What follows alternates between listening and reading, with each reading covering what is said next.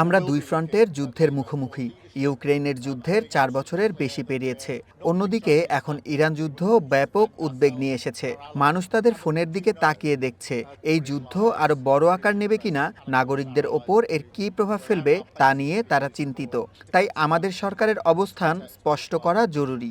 আমি পরিষ্কারভাবে বলতে চাই, এটা আমাদের যুদ্ধ নয় এবং এটাতে আমরা জড়াতে যাচ্ছি না। আমরা অবশ্যই নিজেদের ও মিত্রদের রক্ষা করব। ব্রিটিশ নাগরিক ও মিত্রদের প্রতিরক্ষায় আমরা প্রতিরোধমূলক পদক্ষেপ নিয়েছি। হরমুজ খুলে দিতে আমরা কি করতে পারি তা নিয়ে ব্যাপক আলোচনা চলছে, কিন্তু আমরা যুদ্ধে জড়াতে যাচ্ছি না। বিরোধীরা চাইছে আমরা যেন নেটো সদস্যপদ ত্যাগ করি, পুতিনের সাথে পরমাণু প্রতিরোধ সক্ষমতা নিয়ে চুক্তি করি।